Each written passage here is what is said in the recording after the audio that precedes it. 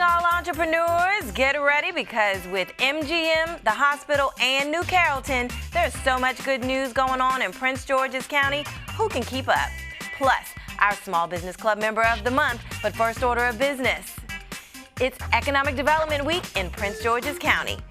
Coming up next on The Pulse.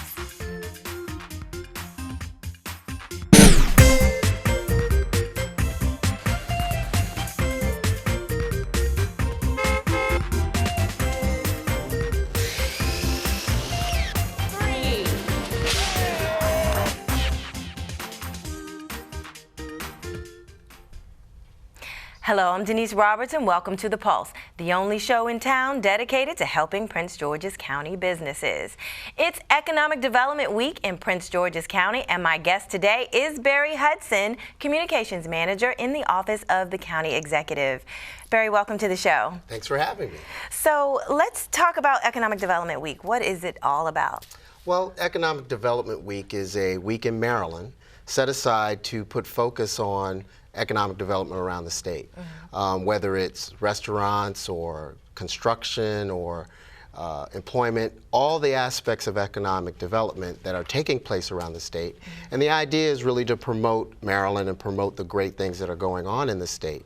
So this year, Prince George's County, particularly in our financial services area, the FSC First and our Economic Development Corporation, are going to make a couple of announcements this week regarding some of the good things that are going on in Prince George's County from an economic development perspective. Okay, and why is this event or these series of events, why is it so important to the community? I think it's really important for people in Prince George's County to understand the things going on. But it's not just Prince George's County, it's the region. We want the region to see some of the good things going on. As the county executive says, he wants this to be the economic engine of the state. And so Economic Development Week is really important for us to be able to get that message out. Okay. And so far, what have you been able to announce this week? Well, I believe earlier this week we did announce that there were two big announcements, both of them from FSC First. The first one was a special program called CAP, or Contractors Advantage Program. It's $1 million that's been set aside from the EDI fund. You might remember the EDI fund is a $50 million fund used to invest in businesses around the county.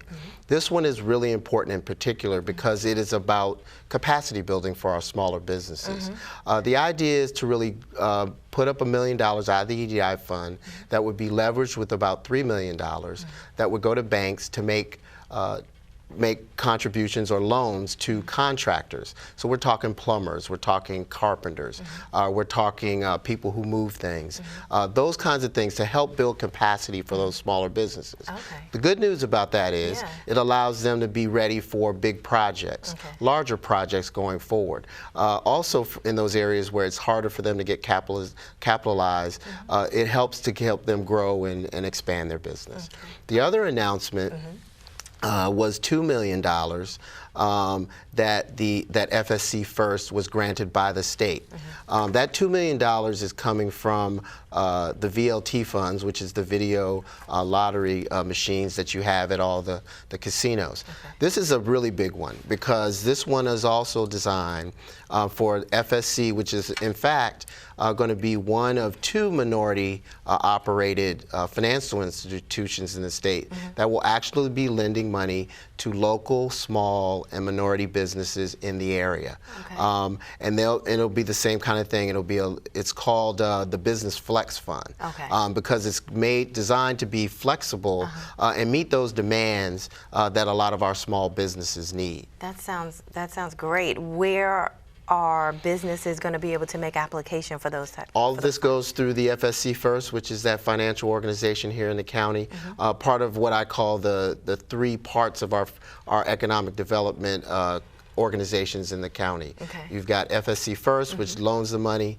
You've got the EDC, which is our Economic Development Corporation, that really does the business development, also administer the EDI fund. And then the third one, which people forget a lot about, is the Conference and Visitors Bureau, CVB. Because conferences and conventions are a big thing here in the county, right? Particularly with MGM coming and the growth of the hotel industry. So those are kind of our three. They're not government agencies, but they're three areas of the government or sub-government that kind of help out with economic development here in the county. Okay. And you mentioned the EDI fund really quickly. So this is going to be in the budget or available for businesses every year? The first one is coming out of the EDI fund. So the $1 million coming out for the loans, that's coming out for the loans to be leveraged. Okay. So it is this is a kind of a one-time thing where it'll come out for that purpose. Okay. But the EDI fund itself, that program is going to be yearly. Yeah, that program has been around now for about 3 or 4 years. Okay. And we've made significant investments around the county to either recruit or retain businesses here in Prince George's County. Okay. So that's been actually a wonderful tool for the county to hold on to businesses, to help businesses expand. It's also been great to attract businesses here. Okay, great. Okay. Well, let's hold that thought. We're going to come back to Economic Development Week in just a moment. Do you know what the SOS stands for in the SOS brand scrub pads? According to TodayIFoundOut.com, the name was originally thought up by the wife of the creator of the SOS pad, Ed Cook. In 1917, Cox was an aluminum pot salesman. When he would introduce himself to potential new customers, he would give them a little steel wool pad that he encrusted with soap as sort of a calling card. Eventually, these pads became more popular than the pans he sold, so he began selling the pads instead, and the rest is history. Stick with us because we'll be back with more from our guests about Economic Development Week in Prince George's County. But up next, our Small Business Club Member of the Month. For our troops and their families, the military is more than a career. It's a journey, and every step along the way, the USO is there. It's an experience that soldier will never forget. That's what the USO does. Be a part of their journey. Donate today at USO.org.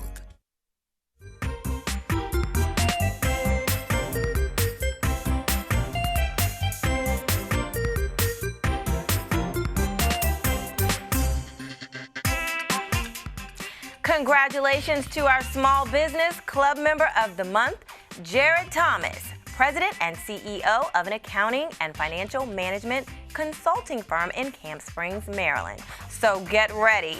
Capital T Solutions, you're on. I've been an accountant for over 12 years. Done it for nonprofits and governmental agencies. I'm born and bred in Prince George's County, so I wanted to make sure that I make a footprint in the county. There's a lot of businesses in the county that's coming up that's already here.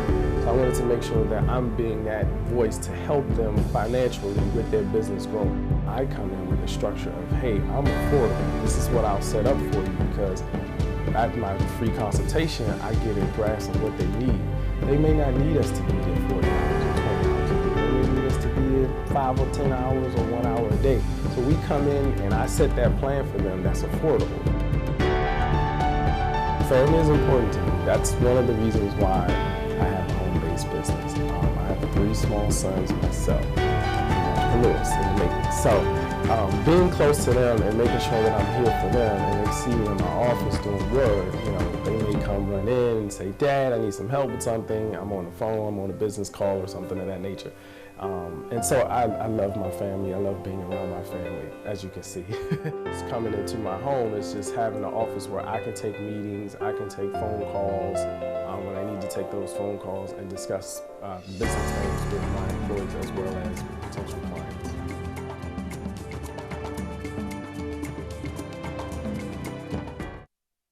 One in 6 seniors faces the threat of hunger, and millions more live in isolation. America, let's do lunch. Drop off a hot meal and say a quick hello.